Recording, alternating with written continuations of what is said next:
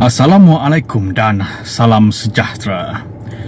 Berjumpa lagi kita dalam channel saya, iaitu Tajul Empire. Tapi sebelum tu, jangan lupa tekan 3 butang ini.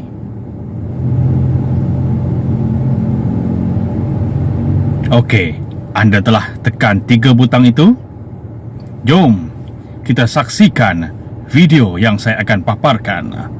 Sekian, terima kasih.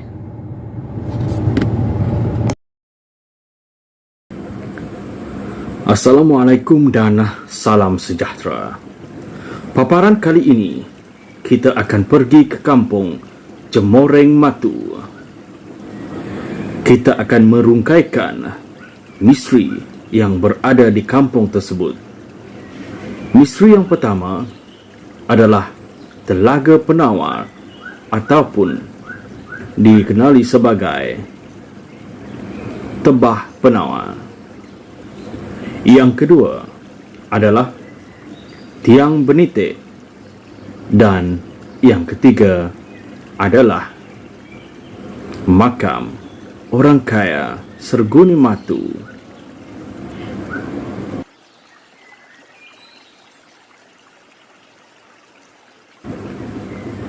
Misteri yang pertama adalah Telaga Penawar atau dikenali sebagai Tebah Penawar. Tebah Penawar merupakan salah satu tempat bersejarah yang masih kekal dan terpelihara sehingga kini di kampung Cemoreng Matu. Menurut cerita orang dahulu, Telaga Penawar merupakan air telaga yang dapat menyembuhkan pelbagai penyakit. Ia juga menjadi kunjungan pasangan suami isteri yang ingin mendapatkan anak. Malah, ada juga pasangan yang berhasil mempunyai anak selepas dipercayai pergi ke Tebah Penawar dan mandi di telaga tersebut. Dipahamkan cara untuk mendapatkan rawatan di telaga ini dengan menggunakan paku dan duit siling. Paku dan duit siling akan dipusingkan ke seluruh badan pesakit, dan setelah dipusingkan, duit siling dan paku haruslah dilontarkan ke dalam Telaga Penawar.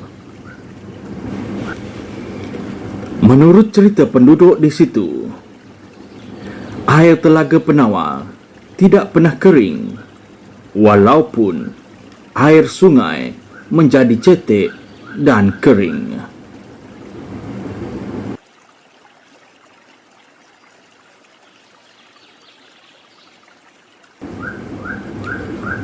Semenjak munculnya agama Islam di kampung Cemoreng, kepercayaan ini tidak lagi diamalkan dalam kalangan masyarakat di situ. Tetapi, peninggalan sejarah tetap dijaga dengan rapi dan sentiasa dipantau oleh penduduk di kampung Cemoreng Matu.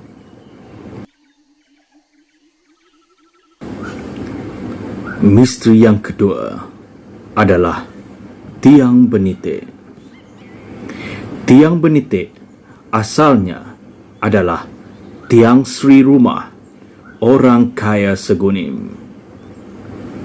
Difahamkan seorang anak dara sunti telah dimasukkan ke dalam lubang tersebut sebagai korban ketika tiang ini didirikan. Disinilah tempat duduknya orang kaya Segunim semasa menghakimi sesuatu perbicaraan.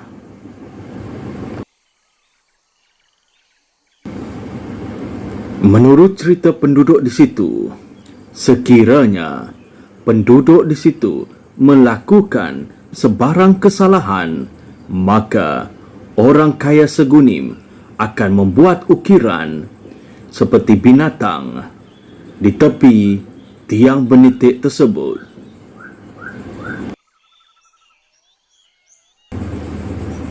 Pada zaman dahulu, ukiran binatang digunakan kerana ramai penduduk di situ masih buta huruf.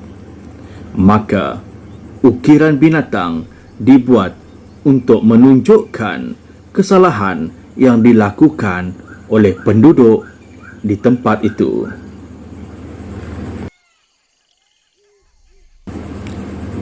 Dahulu, tiang benitik ini pada asalnya memiliki saiz yang sangat besar dan dipenuhi dengan ukiran kesalahan penduduk kampung pada masa itu.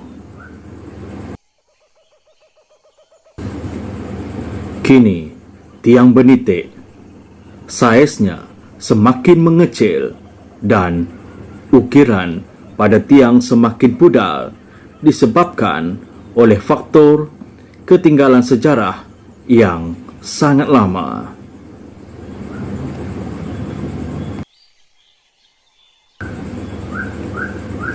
Misteri yang ketiga adalah makam orang kaya Segunim.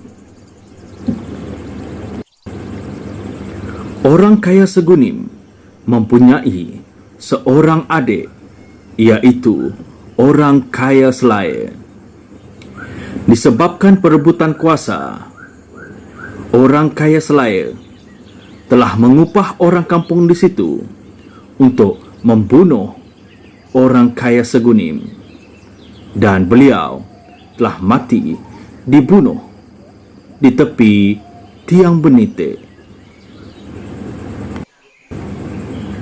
Sejak kematian orang kaya Segunim, adiknya, orang kaya Selaya, tidak pernah munculkan diri di kampung Cemoreng. Malah, ada yang mengatakan beliau telah melarikan diri di kampung Sekaan Besar dan meninggal di kampung tersebut. Itulah tadi serba sedikit tentang sejarah yang berada di kampung Cemoreng Matu. Teruskan bersama saya dalam channel Tajul Empire untuk paparan yang lebih menarik lagi selepas ini. Sekian, terima kasih. Adakah Anda percaya atau tidak?